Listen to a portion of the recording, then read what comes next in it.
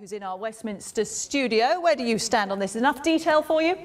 Well, it's not so much detail, it's the big direction that worries me. I mean, this is dither, delay, it shows a lack of decisive leadership, and it lowers our standing in the world. You know, the big opportunity of Brexit, and sure, there are technical things that need to be sorted out, and that's where the detail comes in, but the big opportunity of Brexit is for us to be able to open ourselves up to do trade deals with the rest of the world.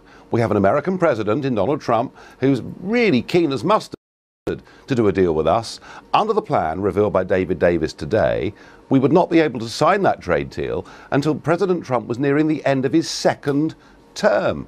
This is not what we voted for. We voted to leave, not for transitional arrangements. But the problem is that we're being told by the business community that they need something reassuring in the way of a contingency plan, a transition, so that we don't have the kind of cliff edge which you seem to be suggesting.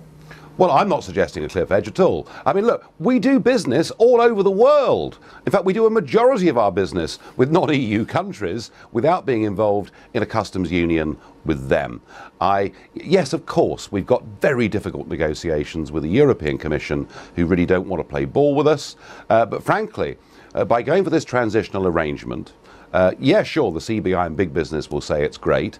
They will argue at the end of this transition that it should be a further 3 years. And we might find ourselves 10 years down the road from Brexit having not got what we wanted, because there's no doubt that during this transitional period, the free movement of people will continue.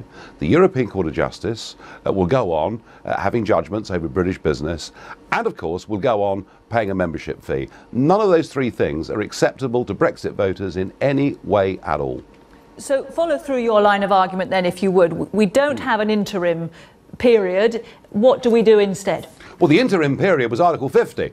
Article 50 was a 2-year period to sort all of this out, which takes us, of course, to the end of March 2019. That's nearly 3 years after the referendum on Brexit.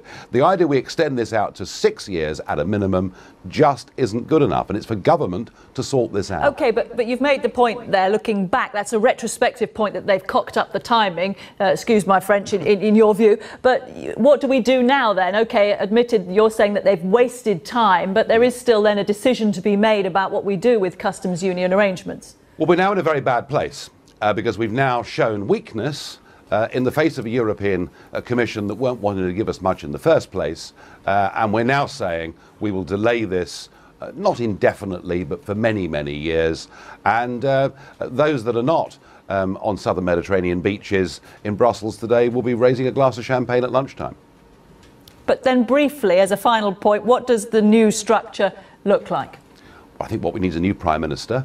We need decisive leadership. Well, that's not answering the question. I'm asking you for an alternative vision of where we go with customs. My alternative vision is we become a genuine global trading nation, and we do that by opening ourselves up to tariff-free trade with many more parts of the world than just our next-door neighbours in Europe. And what David Davis has done today, and the government have said today, is we're not interested in doing that until at least 2023. We need a better vision for a global trading Britain.